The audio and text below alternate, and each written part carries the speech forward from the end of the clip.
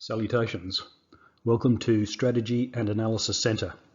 Today's briefing, Ukraine and Taiwan, similarities and differences.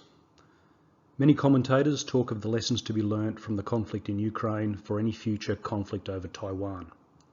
Certainly there are some similarities, but also some major differences. This briefing will examine the similarities and differences across the political, economic and military spheres. Firstly, politically, Ukraine, an acknowledged sovereign nation, member of the United Nations, recognised by 182 UN member states. Taiwan, not in the UN, recognised by 13 UN member states. This fact will be important when collective decisions are made by the United Nations. Interestingly, Bhutan does not recognise either the Republic of China or the People's Republic of China. Also in the political sphere, it will be critical what event or events initiates a conflict over Taiwan. Here we're talking about the rationale or justification. For example, Russia believes that Ukraine in NATO represented an existential threat. China will likely consider an independent Taiwan and a US ally as an existential threat. Now, Taiwan already is utilised by the US as an intelligence, surveillance and reconnaissance node. Here I'm talking about US troops and equipment based in Taiwan. Economic. Well, the Ukraine is a major world supplier of wheat, fertilizer and neon gas. And neon gas is critical for lasers, for the etching of semiconductors. So these are critical components. So that's the impact that has been on world economy through the invasion of Ukraine. Let's look at the impact of the sanctions on Russia. Well, there's been an impact on world oil and gas prices, and the impact has been significant in Europe.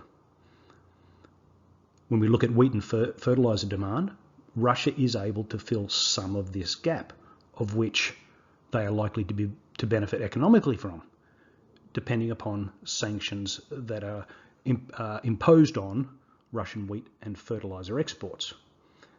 Should these exports be allowed to go through, this would mainly assist the developing world. And finally, neon gas, such exports to make up for the loss of the Ukraine production would assist specific developed countries that are impacted by this loss of the Ukraine product. Now, Taiwan, major world supplier of semiconductors.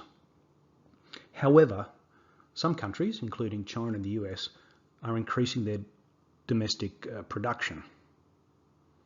China would be impacted by, first, the loss of Taiwan's semiconductor production as a result of conflict.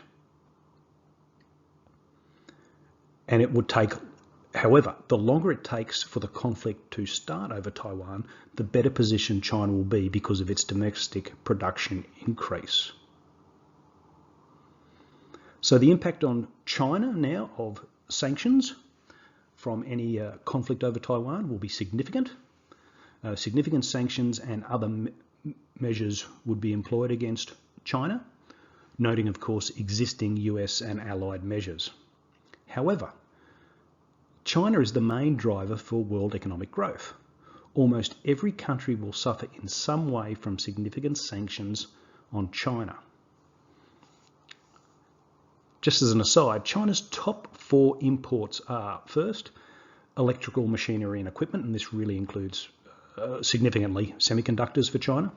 Second, mineral fuels, oils and distillation products.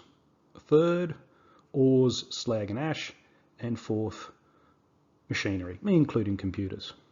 Now, of all of China's imports, approximately 18% come from Europe and approximately 9% from the US. So both these regions are likely to be heavily impacted by increased sanctions on China. Specifically semiconductors. China, net importer, heavily reliant on foreign manufacturers, primarily Taiwan. Current domestic capacity supplies around 20% of need. And there's a plan to reach 70% of domestic requirements by 2025. I mentioned earlier about Chinese and US initiatives to increase domestic production. However, high-end chip requirements still need to be satisfied by imports. As I said, these come from Taiwan. Taiwan produces the most advanced chips and has approximately 50% of the foundry market. But it doesn't just support China, it's also critical to US requirements.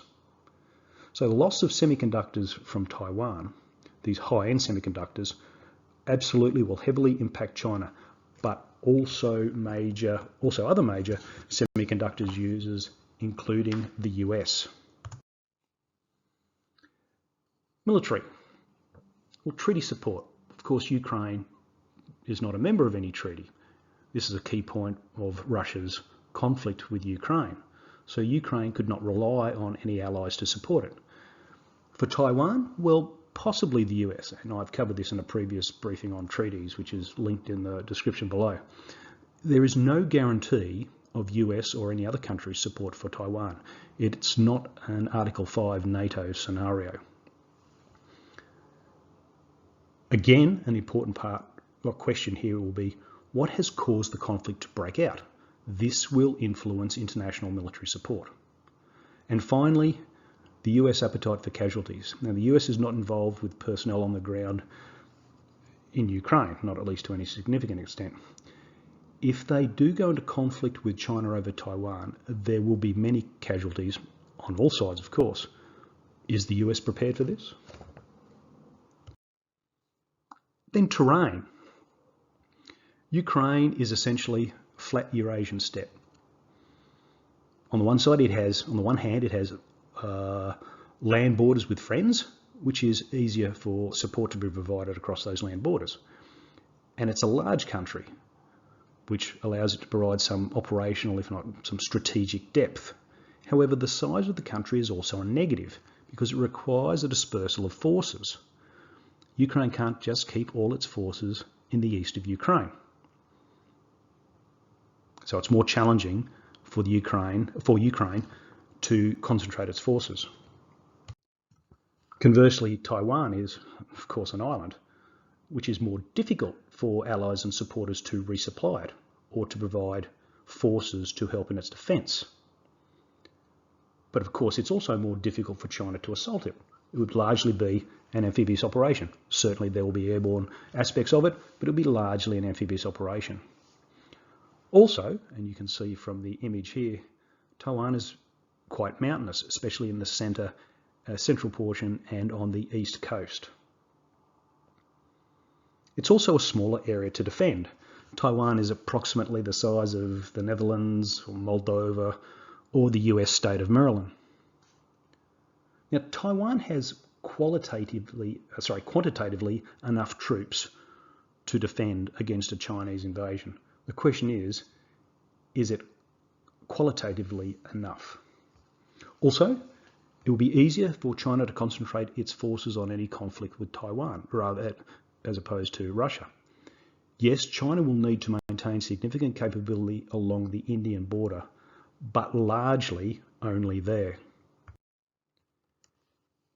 In summary, politically, if China is justified, in quotation marks, that is, a red line has been crossed, large-scale condemnation of China's actions against Taiwan are unlikely. Noting how many countries recognise Taiwan, how many countries count China as their largest trading partner, the lack of countries China has been involved in conflicts over the past 70 years. Economically, countries implementing Russian-level, in quotation marks, sanctions on China are likely to cause significant damage to their own economies. Also, how effective will they be? China will have learned from the measures employed against Russia. And finally, on the critical issue of semiconductors, China has already steps underway to respond to these supply chain issues.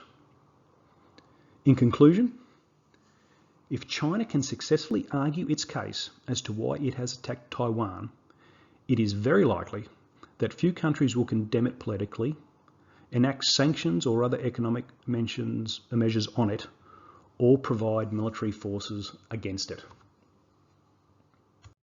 That concludes today's briefing. Thank you for watching. Happy to take suggestions for future briefings from subscribers. So please subscribe, like and share. Until next time, Fale de Cero.